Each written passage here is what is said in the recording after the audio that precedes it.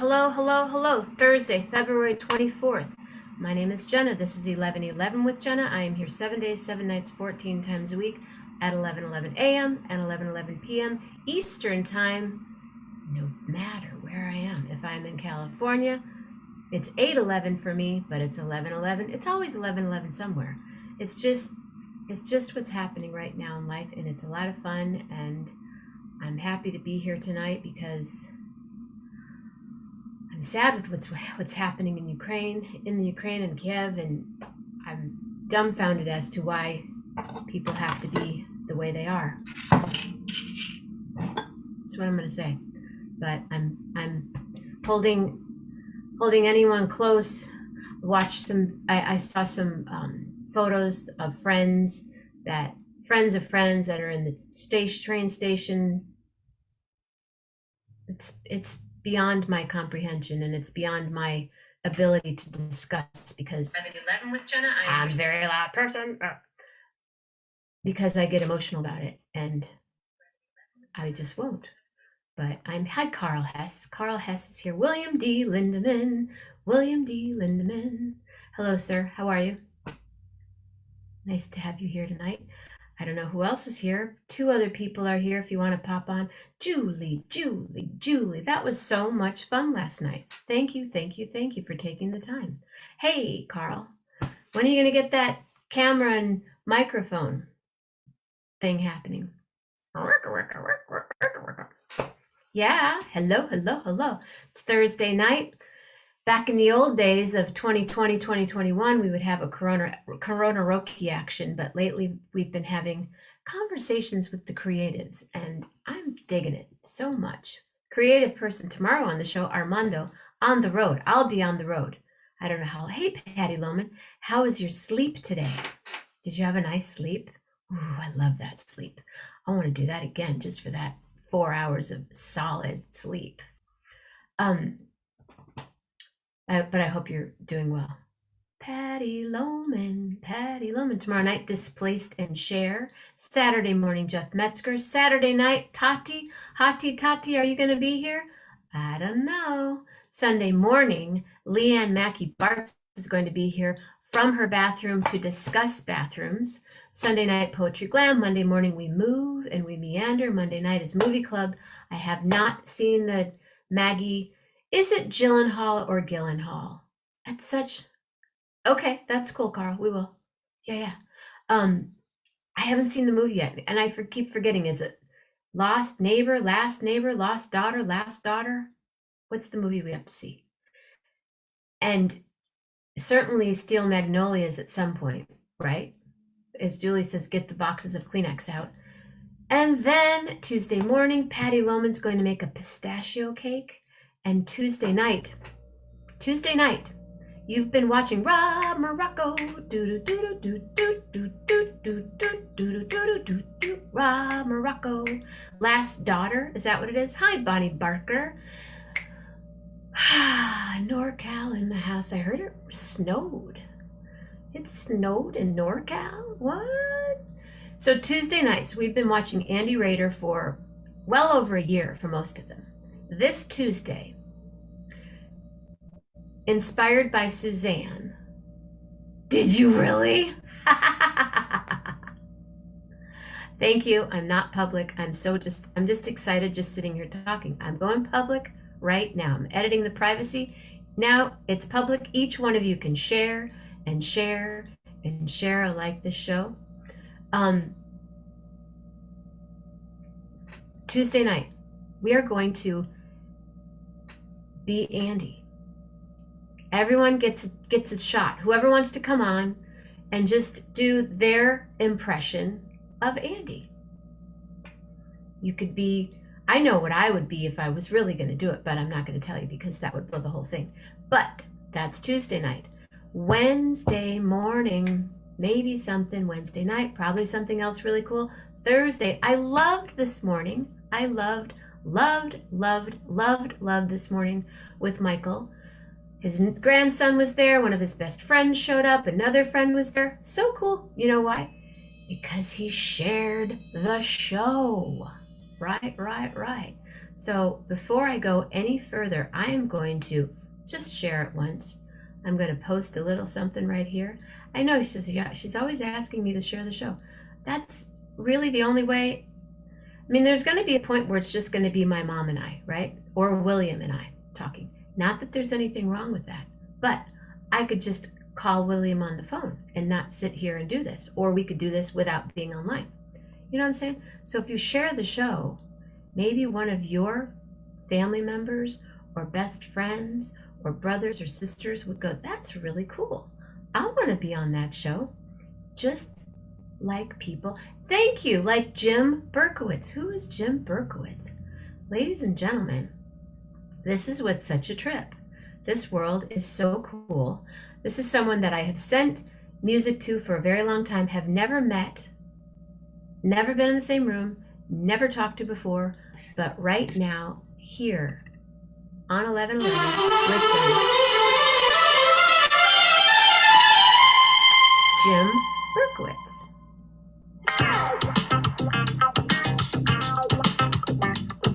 Also known as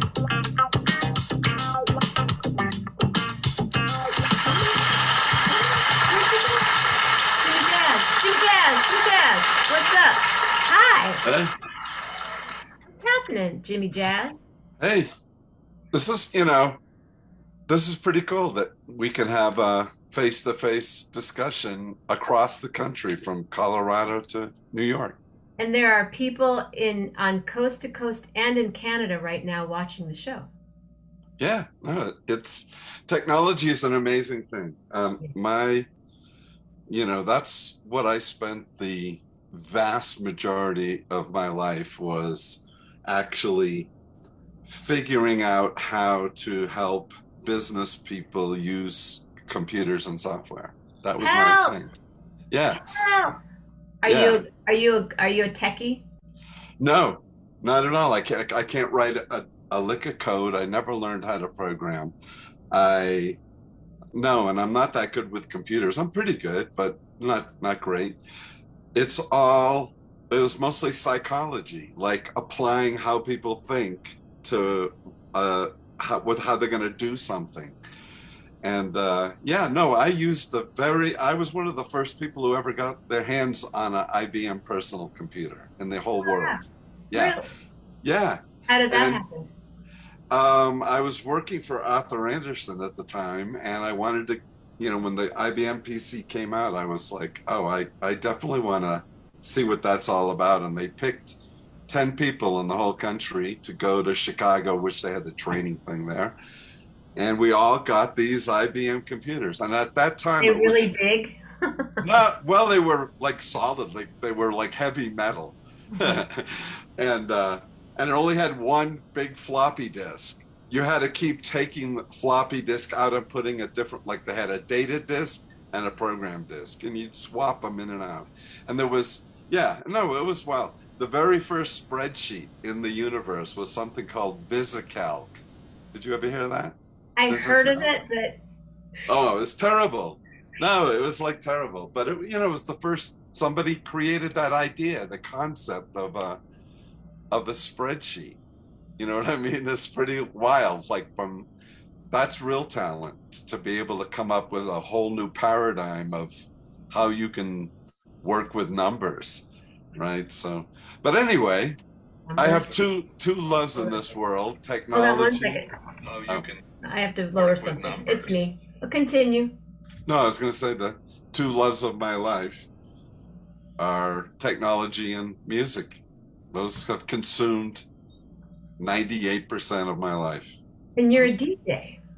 I'm a DJ on like one of the greatest radio stations in the world, certainly in the country, because of where it is? No.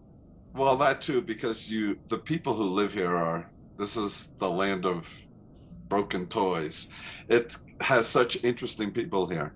But aside from that, it's a NPR public radio station. All of the DJs, I think there's around 60 of them, we're all volunteer.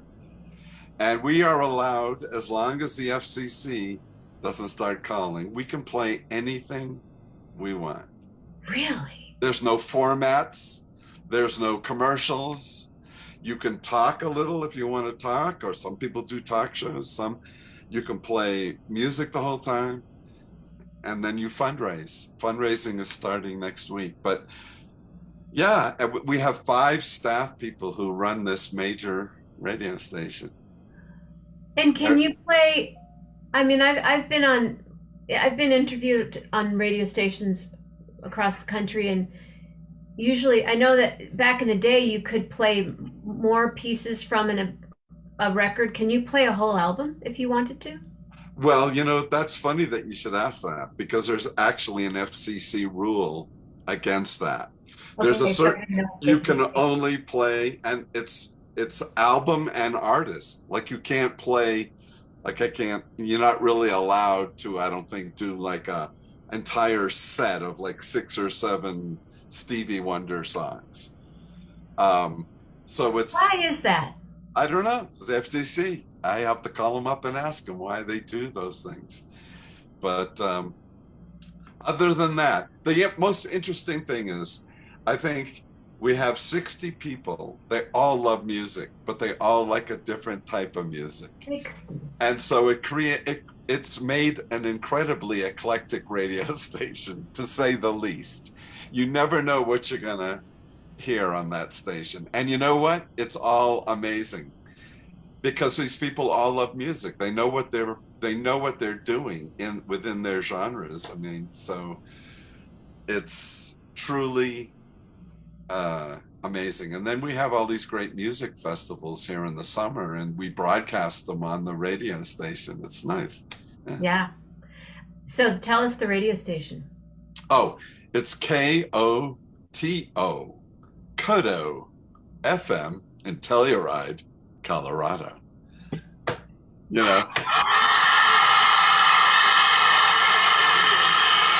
Okay, so say you're just going to introduce Johnny Hartman, John Coltrane. What's your favorite piece on that record? I'm old. Everything blurs.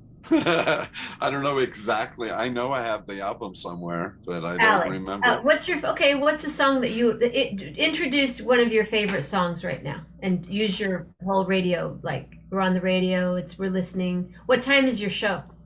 My show is 3 to 6. Sorry, we have to interrupt for a dance. Oh, okay. Do you dance? There are 11 people here right now. We dance until the song's over, or until it goes to 10, or to 12. And Jim, go Patty, go Patty.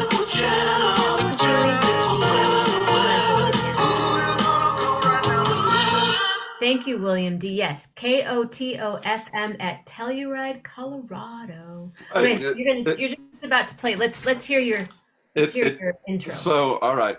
I'll dim the lights.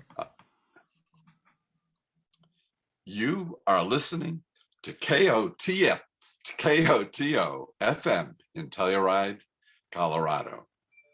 Welcome to the Telluride Jazz Beat with Jimmy Jazz. We're going to start things off today with Bridge the Gap by Moses Boyd.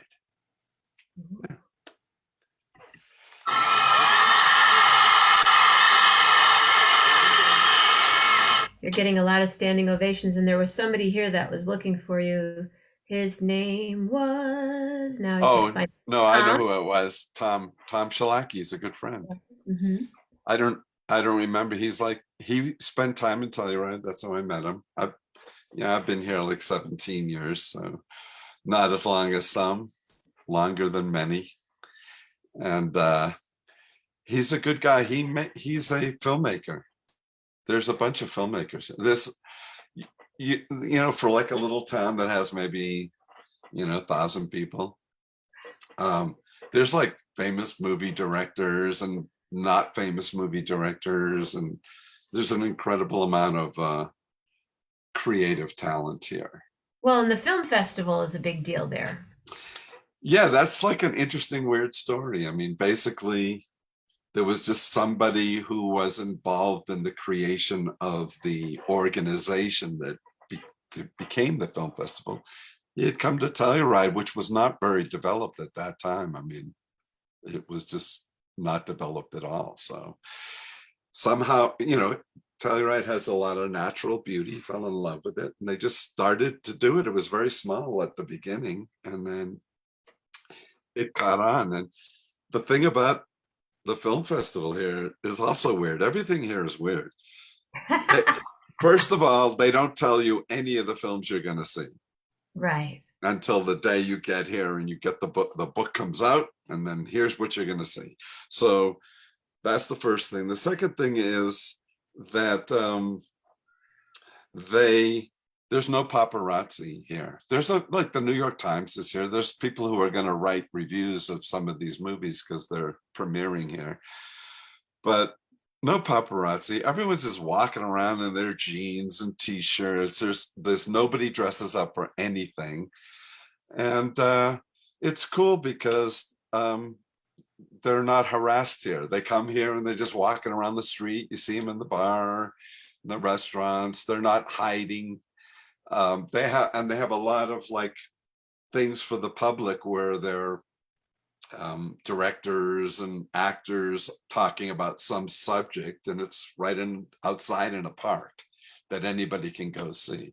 So it's, the people who created these events just did a really good job. I'm actually friends with the people that created that. They're Bay Area people, that Tom Luddy and his wife. Right. I know, and I was invited this past summer to the festival, but I didn't go because of obvious stuff in the world, and wasn't flying at that point. But I volunteered for it for about, I don't know, 15 out of my 17 years here. So you've been there 17 years. 17 years in Telluride, and 25 years before that in Denver area, moved around. But I'm a Bostonian. We have a Bostonian on the show usually, but I think he's at a gig tonight. Yeah, I was born and raised in really 8 miles outside of Boston in a pretty good sized town called Newton. Okay. Yeah. And you left there when? Well, I had I don't know, it wasn't a midlife crisis. It was just like, if I don't leave, I'm never leaving. And I just had that wandering spirit. So when I turned 30, I just said, I have to leave now. And I moved clear across the country to San Francisco for a year and a half. You lived in the city? I lived in Pacific Heights. I had a great apartment, went condo for like $250. Right. Now it's like 2.5 million. Right. Come on. So but anyway, yeah, and then I went to Atlanta for 5 years, and then I went to Denver.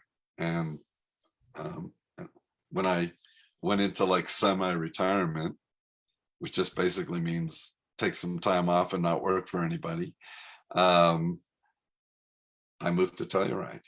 I decided I wasn't going to travel as much. I had done like an incredible amount of traveling around the world, and I was sort of tired of it. Had you worked in radio before this? No, not really. I played in clarinet and saxophone growing up. And then I shifted more towards music appreciation and expressed it in a variety of ways. But the minute I got to Telluride and I knew I could be a volunteer DJ, it was like, cool.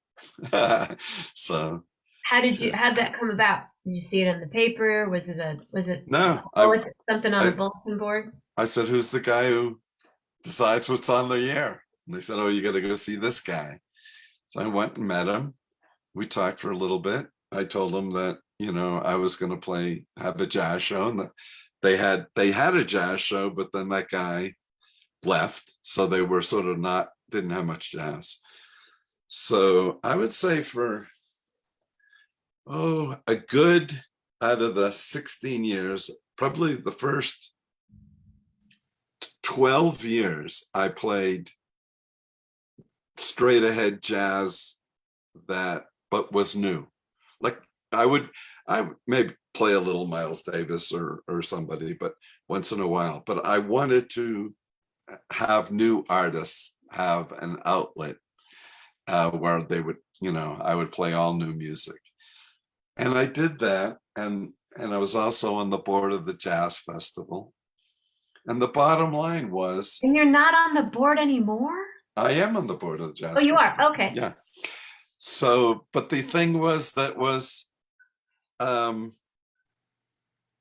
it took a while, and it's a very interesting topic. I'd be very interested in your ideas on this.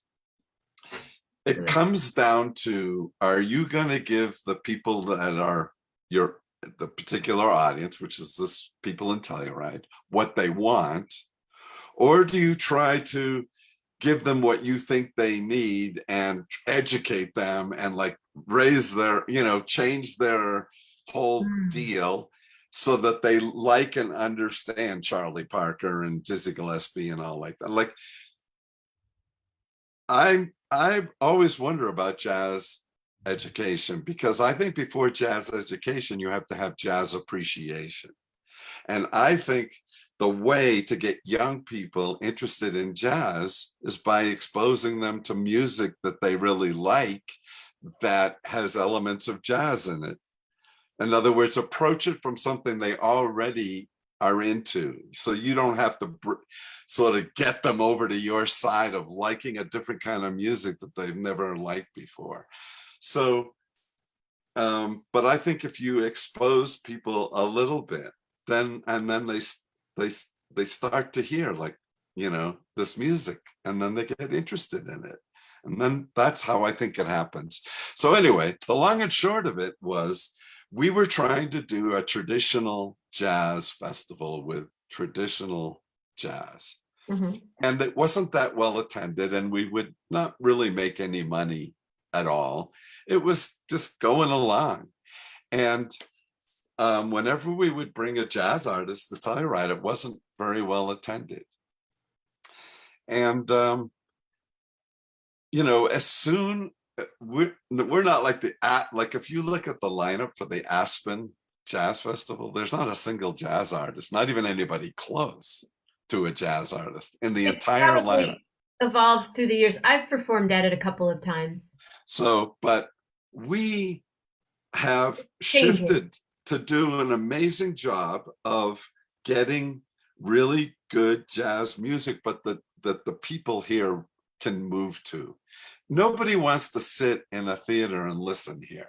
Everybody wants to like dance around, especially if you're out in the park, and we have this amazing theater, but people like it when the chairs are out and they can dance around. That's what people love here. And if they have to sit in a chair and like listen to beautiful, whatever, jazz, or could be a string quartet, whatever, they don't want to do it. You can't get anybody to buy a ticket. And, we're a different audience than a urban setting like New York or, LA or Chicago. We're not an urban, we're like out in the middle of nowhere. And the people that are here are a certain kind of people, and they want to move and shake. They don't want to sit and listen. It's just the way it is. But what do you think about this whole thing about, like,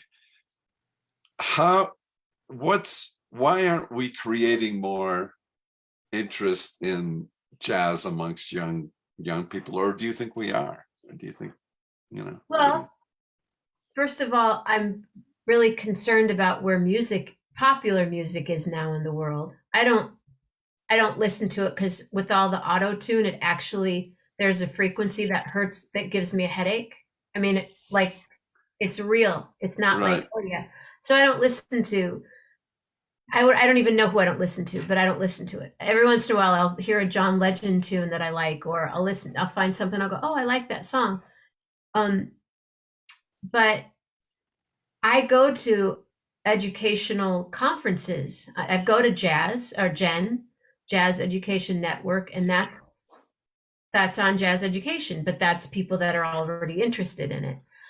You got to start them young. You got to play Dizzy Gillespie to a 5-year-old and show them what that's about, play Abby Lincoln. And there are other people besides the quintessential, I'm going to play Billie Holiday. Play him Cassandra Wilson, play him Jenna Mammina, play him, you know, uh, Stephen Bernstein. I'm just off the top of my head. People, Tuck and Patty. Watch Tuck Andrus play guitar. And your mind will be completely blown, but it's relatable at the same time. Remember Michael Hedges? Oh, sure. First time I heard that guy, I was like, "Oh my God, what is that? How can that guy do that?" Yeah, I It was knew like Michael, amazing. and he's close to a lot of my friends. I'm a Lake County person, so yeah. I mean, my friend who's on here right now, Bonnie Barker's taking lessons with Alex DeGrassi right now at um a junior college. You know what I'm saying? Yeah, So it's out there, but I think people don't believe it's as accessible as it is. I mean, if you're going to go listen to Steve Coleman and Five Elements, listen to that and you go, I don't even know what just happened here. I know it's all mathematical on that respect, right. but if you sit with Steve and talk to him for an hour, he can make it. I understand it more, and it's part of the person too. But yeah, I think that it's sad because most people in that have been in it want to keep it where it was 30 years ago. Well, but I was thinking more about what I was actually saying before, and I realized that I left something out. That the age of the person you're approaching is so critical to the approach you take.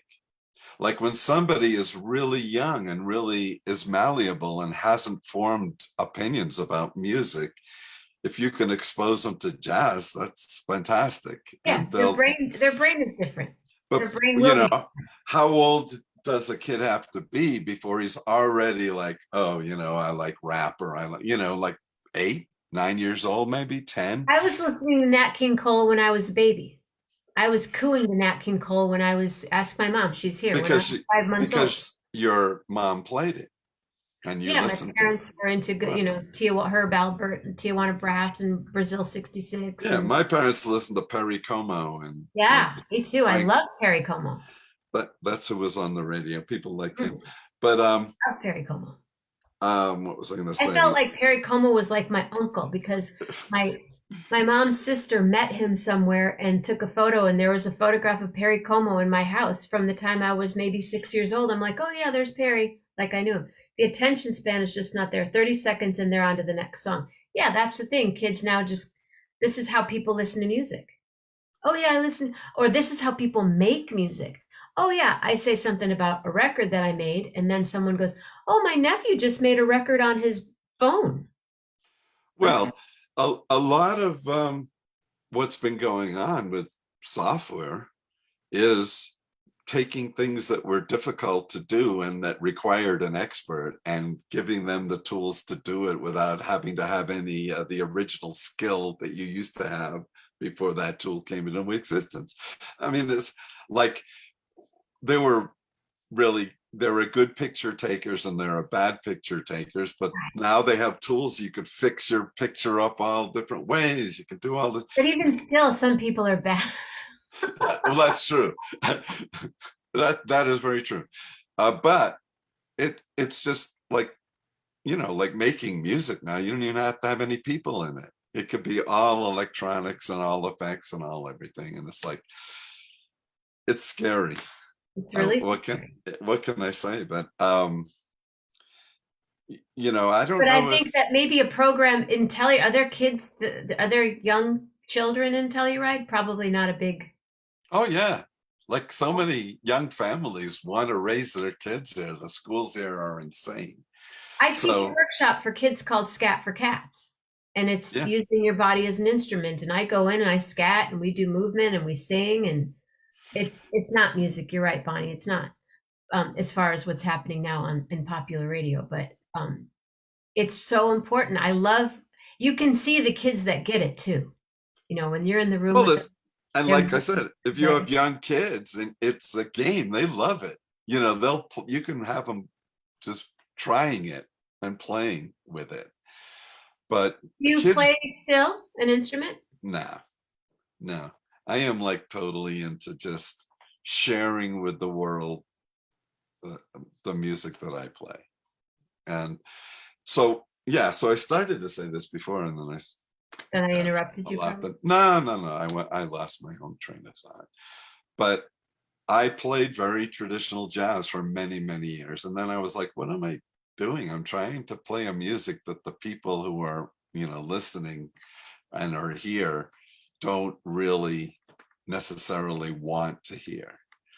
So it took a few years, but I completely reformatted. I mean, my show is nothing like it was before. And the reason being is I'm playing new, like hip hop and very electronica and dance and all these things that have jazz elements in them. But the music is very modern and very urban, and it's a lot of electronics and electronica and, you know, things like that. And um, yeah, and people love it. I get way more positive feedback because basically you can move to it. I mean, that's the bottom line. They love funk bands here. Hmm. And, you know, every funk band, and we've had all the really good ones. Yeah, no, we had one night at the jazz festival maybe 5 years ago where we had, first it was like Turquoise, who nobody had heard of at that time. And then after that was, oh, uh, now I can't think of who it was. Turquoise, and then Lettuce. We had like three Oh, amazing lettuce. funk bands, I remember lettuce. Yeah. three amazing funk bands back to back to back, and everybody loved it because you can dance to it, you can move, you can shake. We had George Clinton here with That's Funkadelics. always fun for. Yeah, they did. Yeah, it was just Turquoise. They did just break up. That's what I heard. Hmm. Hmm. That's too bad. I thought they were excellent. Uh, Well, it's coming from someone that's been in many bands. It's hard to keep a band together, and when you can't, that's why I usually perform duo because it's one phone call, one person. Hey, can you do a gig at Jazz at Lincoln Center on May 24th? Did I say that? Jazz at Lincoln Center, May 24th, everybody. Yeah. Dizzy's. Um, are you playing at Dizzy's then? Yeah, Oh, yeah. wow. Tuesday, I, June 24th. wow. May 24th. May 24th. May 24th. Yeah. But, for my band to play there, it'll take, and that takes a couple of phone calls. Rolf has to check his book. Rolf has to see what other stuff he's got going on. But then if I have my band, it's four people that we need to, well, I can do the 16th, but I can't do the 2nd or the 23rd. And I could do the 23rd, but I can't do the 3rd. And I can do, and you're like, is there one day in all those dates that you can do? Is there one day that we can all do a gig? And I used to be in a band with 20 people. Okay, so I know nothing about the So performance side of it, but I have a question. keeping a band together is its own dance. If Dizzy's calls you up, says, Mm-hmm. hey, Jenna, we want you to come and, play here 3 nights. Mm-hmm. Do they Yes. give you a certain amount of money and then you have to split it up amongst everybody, or do they give you more if you bring a bigger band? It depends on what it is. Well, Yeah, I'm if I just saying, if it say was I Dizzy's, I have want to bring a 5-piece band, are they going to give you more than they would just give you and your guitar player partner? probably not much more.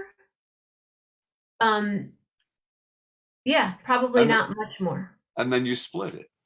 Yeah, and you fly there and you stay there and you eat there and yeah, we They, don't do this for the money. they don't pay you for any of those other expenses at all, right? They'll feed you, a lot of places feed you and Put you some up? yeah, sometimes. Depends on the gig. I'm playing at During Jazz Fest, I have my own festival called Gem Fest in New Orleans. And I stay at the hotel and I'll be doing 11:11 from the hotel, and it's an all in thing. And one weekend is with Rolf, and then the next weekend is with Will Bernard. And other people like Mike Clark just let me know tonight he's going to be in town, so he's going to come by. And it all depends on what the gig is. If Jazz at Lincoln Center called me up and said, I want you to do 3 days, I would kiss the ground, brother. And maybe it'll happen one of these days. Start with one and go from there. Yeah, no. I'm going to French Quarter Fest. So I'm going a few weeks earlier. It's a great festival. I like that a lot. I haven't done that one before. I've done jazz many times, but I was talking to some friends from Boston, and one of them's like goes all the way back to high school, and he wanted to try or had for the last few years gone to the French Quarter Festival. So I said, "Yeah, can I come?" So yeah. John Boutet. What? Do you know John Boutet? Yeah. He'll be playing French Quarter. He'll be playing Jazz Fest too, but he's got a couple. Like the list, like they haven't said who's where or what times. They just have the list of people. It's like ridiculous. It's like 1,000 people. It's like so many people. Yeah, well, Rich just said that he thinks it's better than Jazz Fest. I don't think it's better. I think Jazz Fest is its own world. I love them both. I've been to both. I love them both. Jazz Fest, I can go see, Steely Dan, and then I can go see some Tony Bennett, and then I can go see Wynton all in an hour. Where French Quarter Fest is cool because it's mostly New Orleanian stuff. Right. That's its own group. Right. I love them both. And you have to walk around. I mean, it's all spread out all over the place, but you have to walk around a lot. At the other one, you're just, at the big gigantic horse track. It's like it's not as much walking. There's way more people though. It's like ridiculous. One of my happiest places on the planet is that old horse track. I love it. I can't wait. This had 2 years ago would have been my 27th year at Jazz Fest. So you were there when I was there I was there a bunch of times. So what I missed, and you can tell me because I haven't gone for a few years now if they brought it back, but I love those barbecue pit things they would have just along the street as you were like getting ready to go in. And like it was local people just killing it. Yeah. And then they said no more. You cannot. They put a ban on it. They're out making stuff. Oh yeah. As you're walking down. Yeah. Yeah. I'm gonna pick up a little.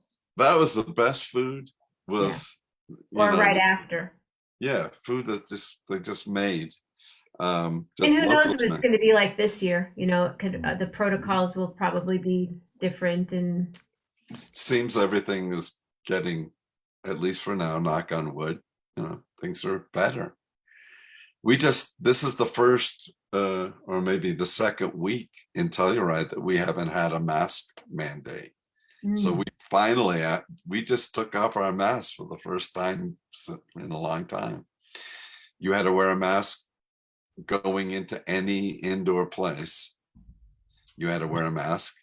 And then, the few events that we had, you had to show your vaccination card. So now all that is, I'm glad is. It's gone? Yeah. Really? Well, yeah, I think so. I don't know. So at the last film festival last year, you had to prove you were vaccinated, and when you showed up, every single person had to get tested. Yep. So that was pretty strict. I will always be wearing my masks, and I learned today at Jazz at Lincoln Center, you have to prove your vaccination to get in, and starting March 15th, you have to prove your booster to get in. Oh, wow. And Diane Reeves was in the big room this past weekend, 1,000 people, everybody masked. Oh, man. Busy because it's a restaurant and bar. People come in masked, they take their masks off. I'm a masker. I was a masker before, so. Yeah. That's just the way I roll. But yeah, Louisiana. But Louisiana was one of the first places where you had to prove vaccination to get into clubs. And I'm sure that'll lax as well. But, you know, same amount of So, people are dying that were dying last year at the same time. So I'll so just, getting back to New Orleans, yeah. uh, we would often go a day early so we could just fool around doing something in New Orleans before the festival started.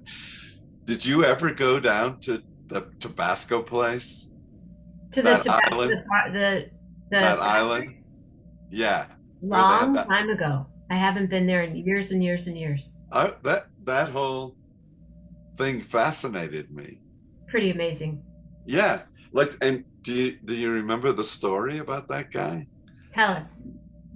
Well, he was a banker, like a banker, but not a very good one. And his career was not good, and maybe he got fired, whatever. And the people, that was an island, I forget what it's called, the name of the island, but this one family owned the whole thing. And the island was, to a large extent, this giant salt mine. So they could just mine the salt out, and they were getting rich from the salt mine. The family was very rich. So the daughter falls in love with this schlemiel banker, and the parents are all pissed off. Like, he's not good enough for you, blah, blah, blah.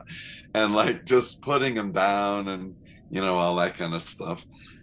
And they got married anyway. And so, of course, he goes to live on the island, and he's not doing anything. And the parents think he's a bum. And he just goes out into the barn, and he's playing around, trying different stuff with salt and different things, and fools around and invents Tabasco sauce, which became billions bigger than that salt mine ever would have. Yeah, exactly. It became bigger than anything that family had ever even dreamed of in their wildest imagination.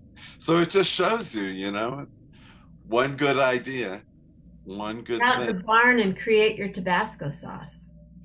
This They, is from Tabasco. This is from. so look on that label, see what the name of that island is. It's on the label. It says from whatever. I can't remember. Do you see it on the label? Avery. Avery Island.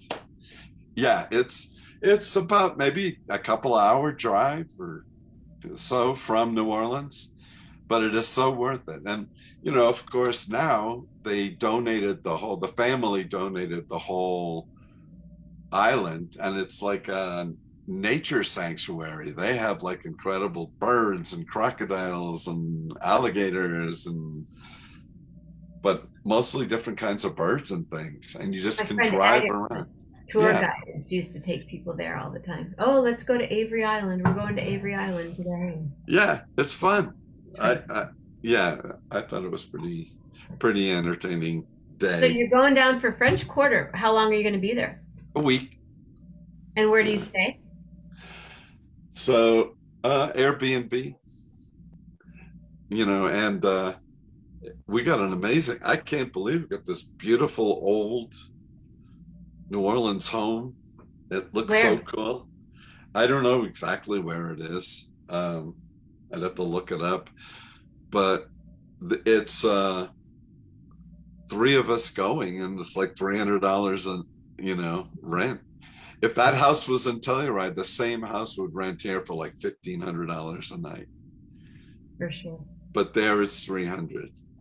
So My friend Arnie. Do you know Arnie Peltz by any no, chance? no. He has a house in Telluride. Oh, really? Mhm. He lives in Milwaukee, but has a house in Telluride. He and his wife Kathy. Yeah, Yeah, and I know they rent it out for probably who knows what, a lot of money. well, what used to happen was people would invest in a piece of property here, and then they would either rent it long term or rented short term, and when someone wasn't here, they would just sit empty. But when COVID's hit, all these people in Texas were frying in 110-degree heat in July or whatever. And they're like, wait a minute, we have this empty condo or house in Telluride. We should actually go there. So a lot of owners who primarily owned for investment purposes came to Telluride and just felt, then it was like, what are we doing living in Houston and, or Dallas or wherever so now whenever it's not rented, so they rented short term, but if it's not rented, they come up. And like, if it's a week where there's not a lot of tourists here, all the homeowners are here. So from a town standpoint, it's gotten way busier because we had times when there weren't that many tourists here and times when there were. But now when the tourists aren't here, the homeowners are here. So it doesn't really matter. There's no peaks and valleys anymore. It's just like a swarm of too many people. Is Philip Bisbo a friend of yours? No, I don't think so. Bisbo, do I know you? Sorry, Philip. Yeah, I know. I love it too. I love Tabasco sauce. I like Tabasco on pizza. Yeah, me too. I like it on a lot of things. You do a lot of eggs. Do you put it on eggs? Sometimes. I like it on like scrambled eggs. Yeah, there's a lot of things that it's good on. You ready to dance? Oh yeah, let's. Thank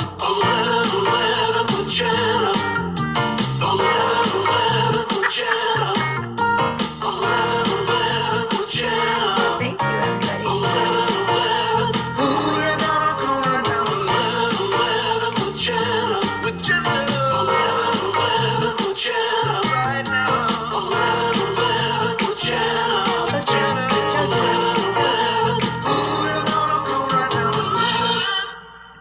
Yeah, the Dead were there in 87. Okay. Were you there in 87? No, but that's like one of the most famous events.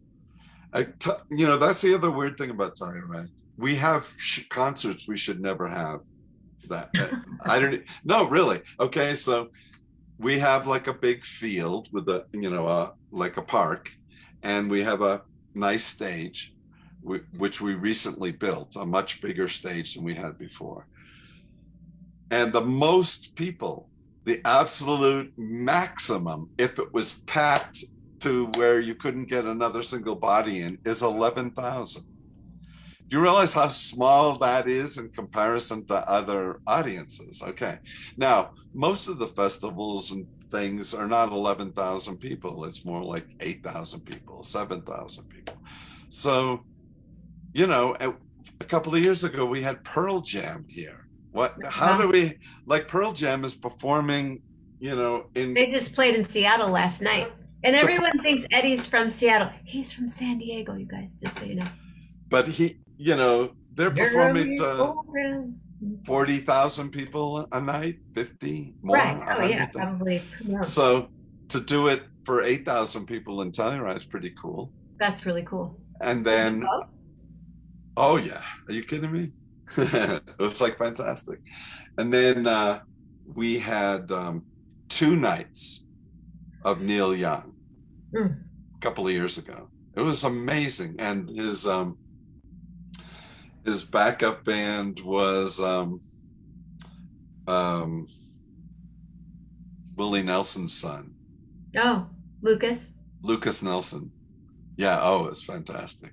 A lot of time with Lucas in Mendocino County. He likes it up there. He is so talented. Yeah, he is really talented. Because he can do everything. He writes beautiful songs. He's got a great voice. He plays the guitar. He's got a nice presence. He's got it all, really, I think. I'm surprised he hasn't gotten bigger than he is. Maybe he is. He's pretty big. He's as big as he probably wants to be right now. He's kind of he's a shy guy. He likes to kind of lay back, but he was in the movie with Lady Gaga and Brad Cooper, and that was a great movie. Did you like that movie? I like the Barbara Streisand one, my favorite of the three, because I'm a Chris Christopherson fan. So Yeah. yeah. Well, that raises another whole thing. Like, whenever I think of Chris Christopherson, I think of how Barbara Streisand had every leading man in every movie she was like a total hunk. Yeah. Like a total, like the hunkiest guys in movies. Barbara Streisand would make a movie and say, "Oh yeah, I want to, I want Redford. Robert Redford to be my lover, and Chris Christopherson to be my lover, and Nick Nolte, and all like she Oh, was like that's right. The Prince of Tides. right. Guilty. Mhm. No, every movie she made was with some hunk of the And day. William D likes the Judy Garland version. I do too. Yeah. I that's probably my if I had to pick one. But wait, what? So what are they all? Which was the first one? Was Judy Judy Gar? Garland, Okay, then then Babs, and then Gaga. no, I think there's more. You only Really? named three. There were more Stars Born? I think so. Really? I'm guessing. You have William to look at it. D, do you know this answer? How We many have an encyclopedic Wi-Fi internet guy here. So I guess they fly in some unimaginable airport. Oh, so people fly into Montrose. people fly into Montrose, which is about 65 miles or a 90-minute ride? It's exhausting. Like someone coming from Florida, they might have to fly from Florida to Denver. Mhm. Then they got to get off the plane. Then they got to fly on another flight from Denver to Montrose, which is about 45 minutes. Then they get off that plane and they got to get onto a shuttle or a limo or something and drive an hour and a half. Is that how far Montrose is from Telluride? Okay. Yeah. So, I mean, What's the drive from Denver to Telluride? 6 hours. Although I know I recently went with a guy who half the time I was like had my hands in front of myself, but he did it in 5. And it was like it was like I'm like no. Oh, Janet Gaynor and Frederick March, 1937.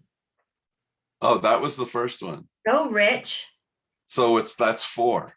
Janet Gaynor and Frederick March. And then Judy Garland. I love you guys. And then Barbara Streisand. And then Lady And Gaga. John Peters was her boyfriend. So John was even a hottie. Wonder what happened to him. Yeah, but look who's been married to all these years now. The television hottie. John Peters? Oh, right. James Brolin. James Brolin. Yeah, that guy's like Marcus Welby's son, nephew? Nephew? Yeah. Was that who it was? Was James Brolin his nephew? Or his son? I thought he was this. I don't know. I don't remember. I was so young when I watched that, and oh, yeah. But no, he's a total hunk. Just like him too. Hello, Yeah. Douglas. Oh, and you know who you were forgetting? Elliot Gould. Wasn't she married to Elliot Gould too? Oh, right, and they have a kid together. Yeah. Yeah. Correction 4. Yeah. Things kind of roll in when they roll in here. There were 4, 1950. Wait, whoa. Are there 5? There were, someone said with Kathleen Crowley. Is that yet another? Wow, Jim, you were right. There were a bunch of them. Well, I knew. I don't know about this latest one you were talking about. Patty, what are you speaking of? Do tell. Douglas Sightsinger. That's a cool name. No, yeah, he's also a fellow. He used to, play a large role in the radio station, and he also, had his own show and everything. But he is like one of the he's the people who introduces the groups at the Telluride Jazz Festival. Okay. He actually. So I have a really kind of important question because I'm just curious. Do you have any of my music that you play? Oh yeah. Okay, because I know I've sent it to you in the past. Yep. No, I've definitely played it. Do you have Rolf? That's how I know you. What? Do you have my stuff with Rolf, the guitarist Rolf Sturm? Yeah, well now I used to have to beg people to send me stuff. Now I've a lot of spot music has a lot. Check out another one called Jenna and the Charmers. So In my playlist for this Saturday, I'm playing your Wicked Game song. Oh, I really? love that song. Yeah. Mhm. That's That's a on Blue Coast. that's Chris a good Isaak's tune. Wicked Game. Yeah, that Is was that fun. your latest album? No, I have another album that I did that came out this year with Matt Rawlings, his piano player. Um, and it kind of did kind of well. So Good. that was cool. Yeah. Yeah. The Wicked Nice. Game came out. That was something that Cookie put out on Blue Coast with it was called Close Your Eyes, that record. Yeah, Yeah. no, this one says live in the studio. Whatever. Yeah, you and Rolf. So yeah. Um, He's so so good. We talked today for about an hour and a half and we're plotting our New Orleans and New York stuff. I tried, by the way, I don't know how many people do this anymore, but when I was growing up, the DJs would actually create sets of music that went together in some fashion. It wasn't Mm. like no rhyme nor reason to this a set. And I love doing that. So every segment that I have where I'm going to just play music is a set that all the music goes together for some important reason, but mostly musically. In other words, it's Like all guitar or all vocal or sometimes, yeah, or a certain style, whatever it is. I mean, I'm all over the place, but every song in a set is somehow related. So, like yours is a little 3-song set. Okay, so it's you start the set out with Wicked Game, and then Landslide by Stacey Kemp. They go oh together cool. I so love Stacey. nicely. They merge together very nicely. And then Rumor, her latest song. Do you know that woman, Rumor? I do and I don't. I recommend Jenna with Illumina. Oh, that was a fun. Oh wow, is it available, Rich? Rumor, yes. Okay. Wow, Rich. None of you have probably heard of this. I was in a band. We did a Grateful Dead album. Oh, It was cool. it was actually Gary Lambert's idea. And maybe sometime Gary and I will talk on that. But it's called the Blues for Allah project and it was for the Knitting Factory. Back in the Nice. day, yo. Yeah, that was way back in the day. Yeah. Yeah. Um, Wow. Well, that thank you very much. yeah, Cool. no. I'm gonna So be on the radio. So you'll people be, KOTO, I'm sure is it .org? yep, koto.org. KO.org and I'm gonna just go there real quick right now and see do you know who's on right now? No. Let's see who's on. And Facebook won't kick us off if I do it really fast. I hope not. Well, they do that type of thing. Listen in right now. Add our web app to your home. Current show is Mountain Tracks Oh, with well, that could be like, bluegrass or I oh, don't I know. should send in my bluegrass record. That's the first festival of the year for us is the Bluegrass Festival. I can't play it for some reason. It's blocking you. Facebook doesn't want you to do anything. That's another thing I'd like to ask you about. What? And this is a very serious subject. All right. I know we've been fooling around, but we should have a serious element to this meeting. Okay. I've been involved in technology my whole life, so I have a lot of opinions about software. And I think that Facebook is a cause of a lot of bad things that have happened.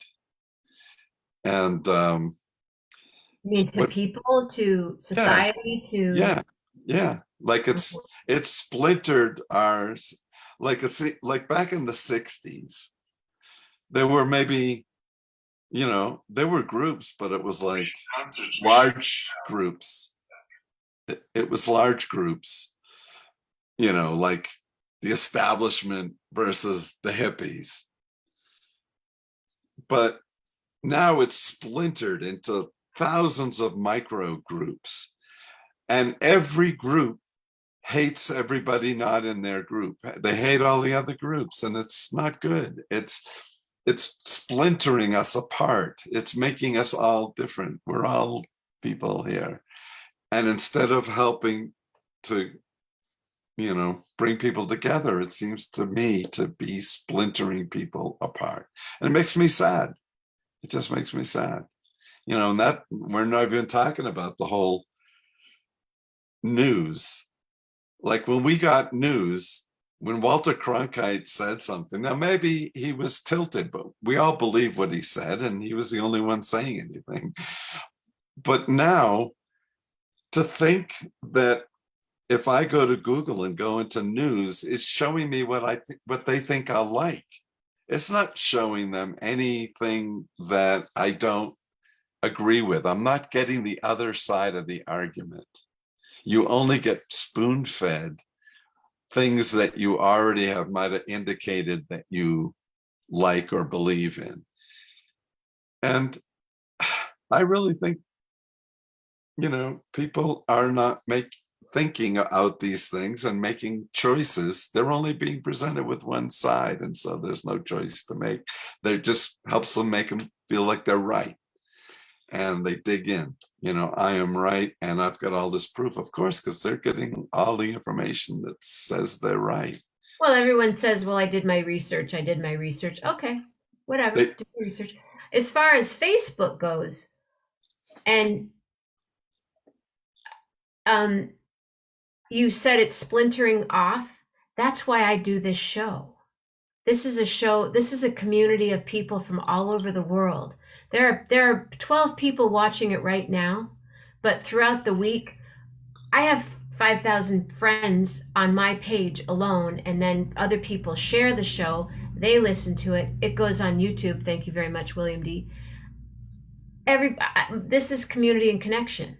And if it weren't for Facebook, I couldn't have started my show, because I don't have the technology. I don't know the technology to 2 years ago when I was sick with COVID. I didn't know how to start a podcast, but I pressed live one day on this, and I have friends that I've never been in the same room with that I will be friends for life with because of this show. And all of them too. Patty and William have never met, but they're there for each other. We check on each other. You're sharing the positive aspect. Yeah. I don't think that it's all negative. No, I just think there's some negative and then there's positive. Yeah, I mean, I can't play my music. I can't play Stevie Wonder on my show because then they get mad at me when I play my music, but I do it sometimes. I'm more blown away at things like I study this stuff now quite a bit, and I look at TikTok, and I look at these 20-second, 30-second videos of someone making some keto melted cheese. Here's how I lost 600 pounds. And I've made 8 melted cheese with mushrooms every day. And then the next one is a cleaning hack. And tell us the first hack that you ever, and I sit there and I go, why have 3 million people watched this 30-second video? There's nothing, it didn't benefit. I learned how to, what did I learn the other day? I learned something. Oh, it was a baking soda trip. I already forgot what it was. Doesn't even matter. But, and like Carl said, I look at both sides. I mean, I definitely have a certain thing that I get fed, but I listen, I watch different radio and news and different stuff on, not all the time. I kind of feel like I'm in the middle and can communicate with who's ever around. I'm open to it. I'm not going to go, oh, you're this, I can't do that. Oh, you're that, I can't do that. Cracking you up, why is that, Suzanne? Because I'm just being me. I'm just me. I just do this show, and who it resonates with, it's great, and who doesn't, you can go on TikTok and watch 90 things in 10 minutes and learn how to melt cheese into a waffle iron. But no, I don't know. I have a negative streak, I guess. I think, I'm generally a very happy person with always a smile on my face, but I, as I've gotten older, maybe I've gotten more cynical. I don't know. I don't I think I think it's just it's true. I mean, it like when that book or that movie came out last year about Facebook, what was it called? Somebody, Rich, you'll know. face, Facebook. No, it was a movie that came out and people that had were on it, part of the creators. All these creators that were in the movie, they're all multimillionaires now, and they're saying, "Oh, it was bad." People the next day were like, "I'm getting off of Facebook because this ruined social the social." No, it wasn't this. What was it? I don't know what it was. But all of a sudden everybody's getting off Facebook. Yeah, because this was created to be addicting to our brain. Steve Jobs knew what he was doing when he did this. Well, the thing is that I'm addicted. I know that. I admit it. all of these things have positive elements and negative elements. If you focus on the negative elements, and you become one of these people that doesn't want to mess with the phone.